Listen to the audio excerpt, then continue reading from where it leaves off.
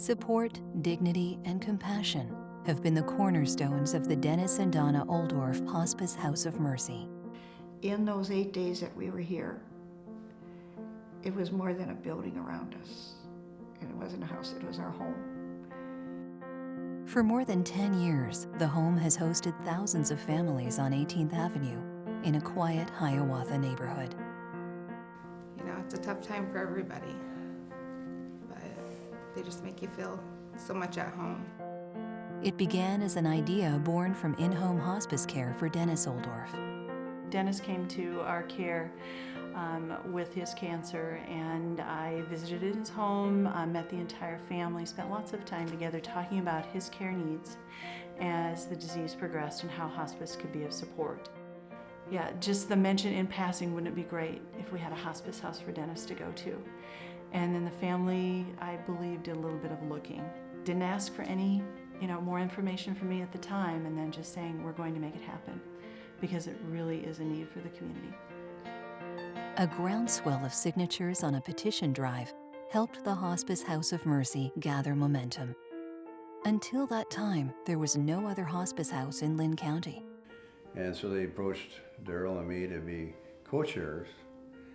And all you had to do is just look at what they had written for what this is going to be for. And it made, in the New York Minute, you say yes. I mean, this is really something that's really neat.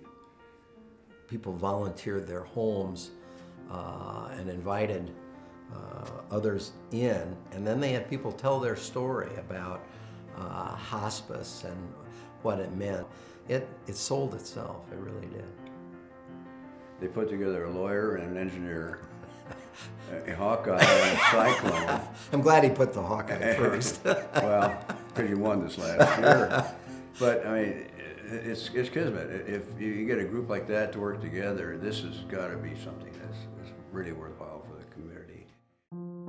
The original fundraising campaign, called Sharing the Journey, raised $7 million to build the home. It opened May 29, 2007, providing hospice and respite care to patients and their families. There are 12 private patient rooms with access to outdoor areas. The family-friendly atmosphere includes a large kitchen and living room area.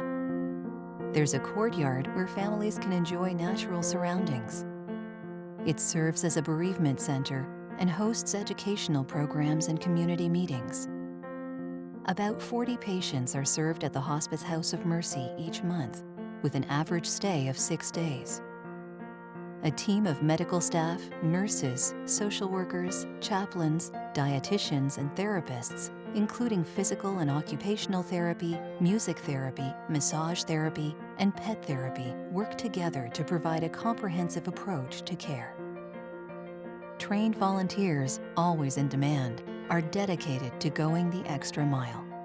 My mother, she was in the hospital, and they said at that time she had 3 to 5 days to live. And so because I don't live too far from the hospice house, I wanted her brought here. So she did pass away here at the hospice house. The experience that I had during that period was just basically wonderful. And so I said, I think this is a really good place to volunteer.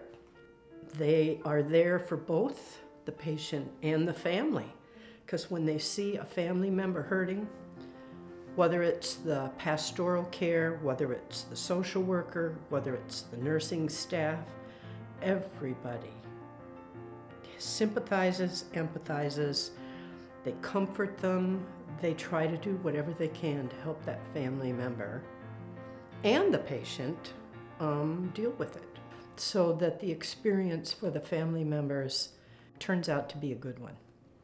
We have such a small unit that we're kind of like a family out here, and we all have very similar philosophy of care.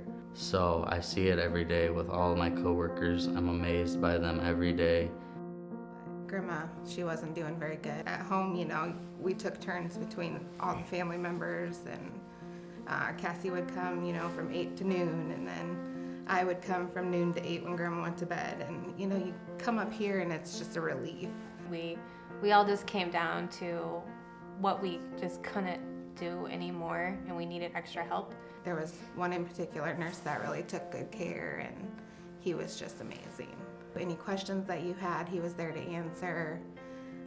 You know, showed us around where everything was, and even after the fact, you know, he asked how we were doing. And I mean, coming out of the room when Grandma had actually passed, they were just there.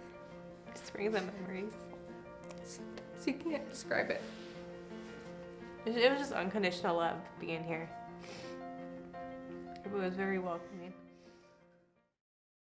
My husband had Parkinson's for 22 years. I didn't know what to do anymore because I was doing it all for 22 years as a caregiver. Overwhelmed, worn out, sleep deprived, etc. And it was this team, beautiful team, that I could then be me in his last days, and they were providing the comfort and the support.